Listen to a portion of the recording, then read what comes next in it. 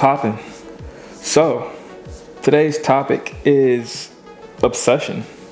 It's kind of weird saying that word, growing up in a religious household and just different teachings that you hear about the Bible. It's like to be obsessed with something, you're not supposed to do that.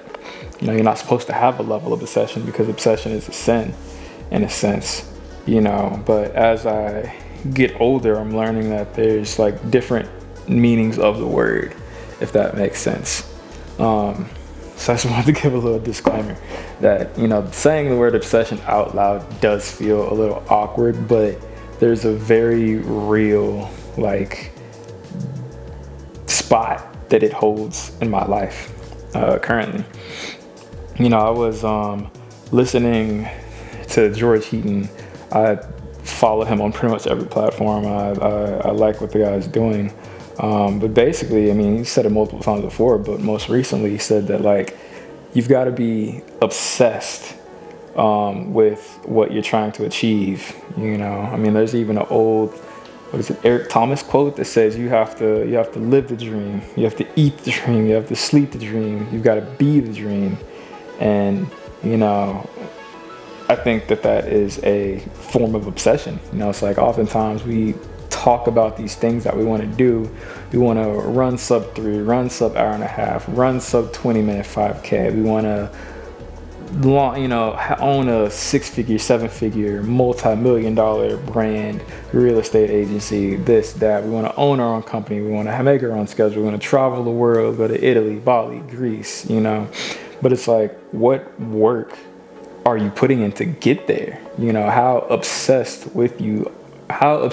are you of achieving that vision, and what are you willing to give to get? I think life is a very give to get scenario of you can't just get something and expect to give nothing in return.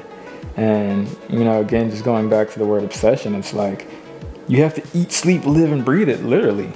If you want, you can achieve anything you put your mind to, but just because you say you're gonna do it doesn't mean it gets done. You literally have to go into it with the mindset of this is the only thing that I'm gonna focus on. You literally have to have tunnel vision.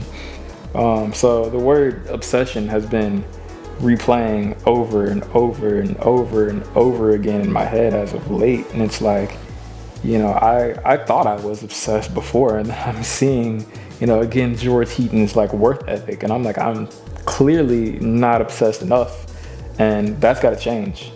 I've got these in my head crazy goals for myself, and in order to achieve them, I need to be even more obsessed with them. I need to go to sleep dreaming about how I can scale airs. I need to wake up wanting to hit my training so I can hit this sub hour and a half marathon.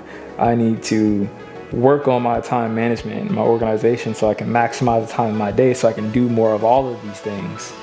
I need to get this business launched so I can hurry up and, retire my wife so she didn't have to do anything. It's I need to be obsessed with these things. So yeah, I just wanted to come over here. That's my thought for today. It's a big one, I know, but again, if you look at all the greats, there was a level of obsession that they all went through, even with painting and Michelangelo, or you got so many other countless names of they had to really put the effort in and believe in themselves, and root for themselves and cheer for themselves to make their dream happen. So if they can do it, I should be able to do that too. And that's kind of the mindset that I'm going into 2026 with, is just, putting more power behind the thoughts and the processes so I can achieve the goals that I want to achieve. Yeah, that's it. I will catch y'all in the next one.